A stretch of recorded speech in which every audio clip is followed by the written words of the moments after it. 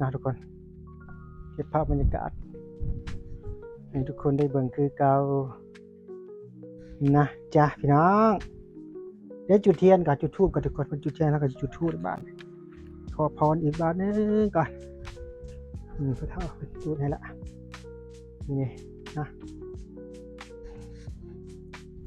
คนโบราณนี่พี่น้อง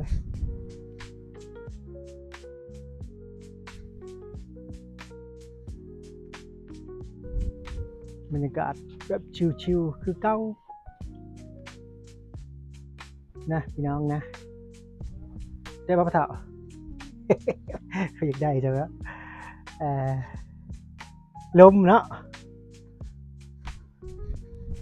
ลมเป็นว่า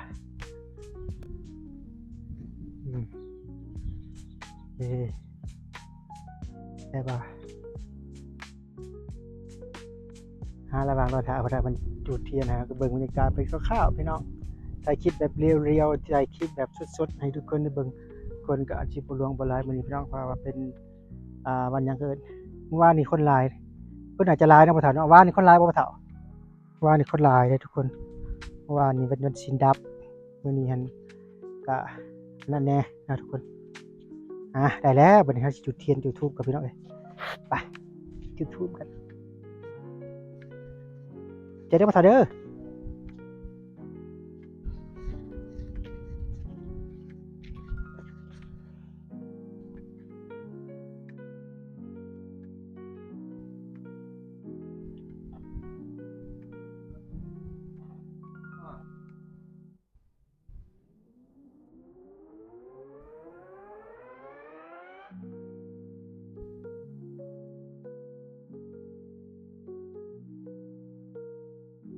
จุดธูปทุกคน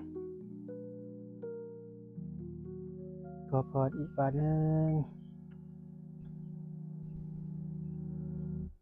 ว่านี่ก็มาสวรรค์เขตอยู่ทุกคนแต่ว่าเฮาขี่รถไกลเพราะว่าเฮาก็ฟ้าวแน่มื้อนี้เลยมีโอกาสดีบ่ฟ้าวมาแขวงสวรรค์เขตก็เลยว่ามาขอพรอีกบาทนึงก่อนทุกคน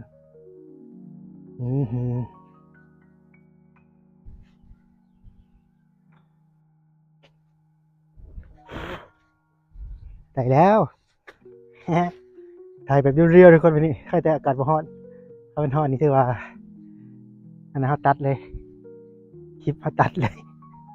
โทรศัพท์มันเฮงอันนั้นอยู่แล้วพี่น้องผม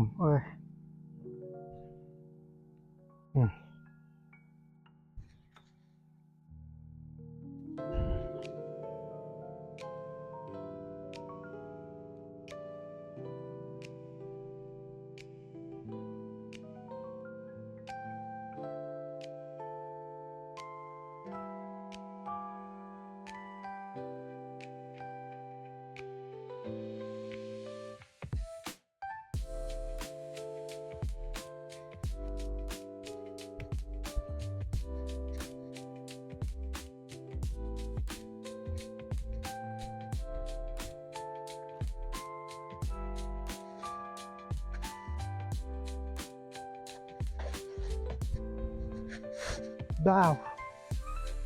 มีการดีทุกคนมาคนเดียวคือเก้าปักถูกกับทุกคนนี้ไปมีคนเบิ่งคำว่า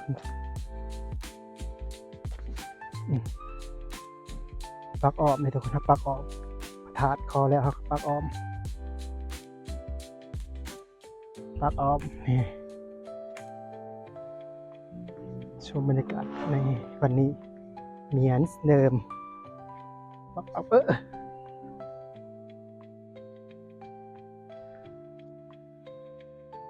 มาลุ้นกันว่าสิอ้อมมาทุกคนทำมาแต่ละเทื่ออ้อมเนี่ยปักได้พอดีเป๊ะ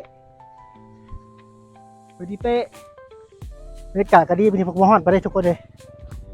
พาทุกคนมาเฮ็ดบุญขอพรเนี่ยภาษาอีกครั้งอ้อมมื้อนี้อ้อมทุกคนอ้อมโอ้โหเด็กน้อยมาเฮ้ยมาเลยปักถูกอ้อมได้อยู่ป่าวะได้อยู่นี่ทุกคนครับสิปักอย่างนี้เนาะมองไปเรื่อยๆนี่มองปะทะเลยทุกคนขี่โทรศัพท์ตัดไปทำมันฮ้อนถ้ามาถ่ายแต่ละเทื่อตัดแล้วป่ะนี่ถ้าฮ้อนกว่านี้นะอากาศแต่ สิริคะแนนมาฮอดบ่ได้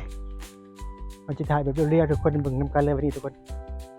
บรรยากาศอยู่ที่พระธาตุอิงหังจ้า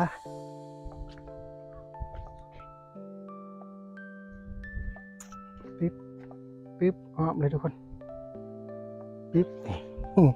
หลงเสาอนุสานาทิกินอกและมาจากจากมาด้วยพอมีของเข้า ผู้ที่อ้อมทุกคนเห็นปะผู้ที่อ้อมให้ทุกคนมาปังกินนี่อึ๊บนี่ว้าวสำเร็จทุกคนไปพอดีแล้วเขาสิไปบริจาคก่อนบริจาคแกเนี่ยพูกแล้วทุกคน น้ำมันติดน้ำมันในอยู่ดีไม่แห้งตะเวราทั้งหอสถาพวกเอาถึงเด้อหรือว่าเป็นโสวาสนาเป็นสดจังปะเจียงที่ลูกของนายบ่เนาะตะเวราทั้งหอสถาถึงเด้อเอาไปตั้งแต่เราเพื่อคนในที่เราอะไรนี่คิดใจใจสักข้าเนาะตะเวราทั้งการกรรมการทุกสี่เสียงเรียนงานประกาศท้ายเนาะ จัดซื้อทุกคนทุกคนพอที่มาบริจาคอีกอันหนึ่งเพื่อที่คือบ้านนอกเลยพี่น้อง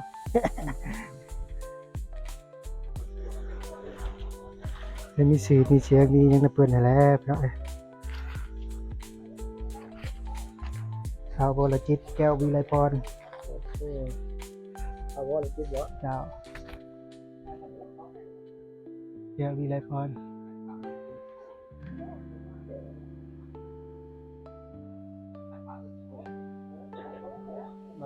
มาจากเมืองเซโน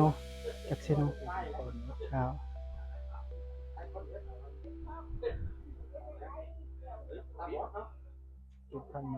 ชาวพันธุ์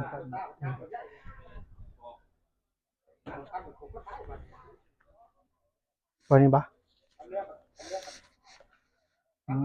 หลงก็อันคำว่าในแปลกแต่แกนสัตว์ข้าเป็นว่าเมื่อยกความใจจางลงสู่ว่ารู้ท่วมแสวงหูข้ามขึ้นสู่สวรรค์อันนี้ก็ได้มีครอบครัวเท่าวรจิตนอกแก้ววิลพรนะที่มาจากเซโนหรือว่าเมืองอุดมพรก็จะได้มาบริจาคฝากฟังเป็นกุศลผลบุญไหวก็มีปัจจัยอยู่3,000 ปีเนาะอาสาธุขอให้เป็นกุศลผลทำแก่ทำอีกนี้เนาะทำไปแล้วอะไรมากคือเก่าทำมันเก่าอะไรเก่าคูชูยามนี้เนาะตั้งคำแก้วแก้วยากาศเกินทงห้องใส่ดังคำในเหล่านี้เจ้าศรัทธาเด้ออะไรทำอะไรก็เป็นกันนั่นไรเนาะพ่อไรหน้าร่างกายสบายทั้งใจมีแต่อายุวันนังสุขังลัง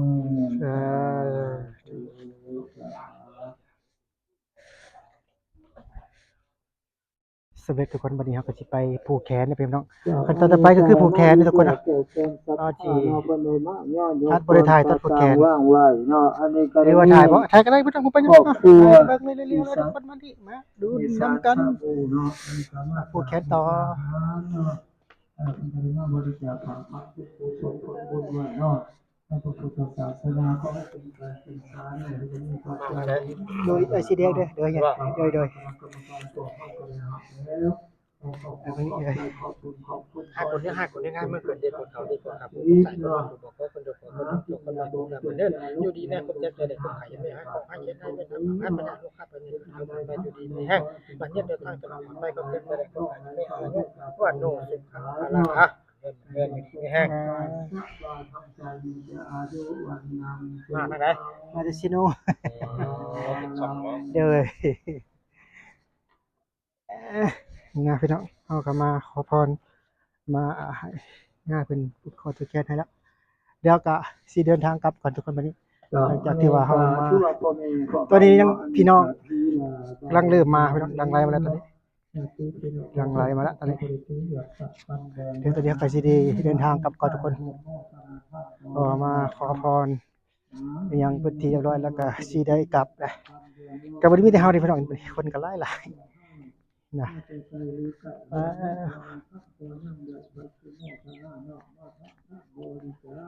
สิเดินทางกลับก่อนทุกคนวันนี้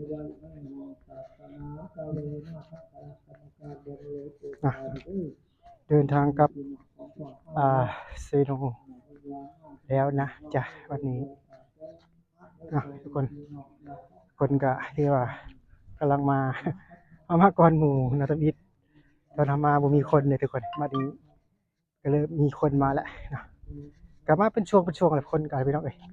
บ่แม่นว่าสิบ่มีตลอดมีตลอดสำหรับพระธาตุอิงหังเพราะว่าเป็นพระธาตุศักดิ์สิทธิ์ของแขวงศรีสะเกษเฮาพี่น้องหลายๆคนก็สิฮู้ถ้าเป็นพี่น้องแขวงศรีสะเกษหรือพี่น้องทางอื่นอาจจะประเทศไทยก็น่าจะฮู้ดีแต่ว่าพี่น้องทางฝั่งไทยมาก็แม่นสิได้มาแวะหม้องนี้แหละพี่น้องมาก็ไหว้ขอพรอยู่หม้องนี้เนาะธาตุอิงหังแล้วก็ธาตุโพนเนาะที่ใกล้แขวงศรีสะเกษนี่ที่เป็นธาตุอิงหังอยู่ทุกคนธาตุโพนจะเอาไปไกลนิดนึงสำหรับคลิปนี้ก็สิซ้ำนี้นะทุกคนเนาะก็ขอบใจพี่น้องทาง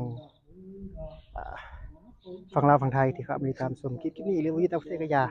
เนาะขอบคุณหลายๆขอบใจมากๆพี่น้องพบกันใหม่คลิปหน้าบ๊ายบายสบายดี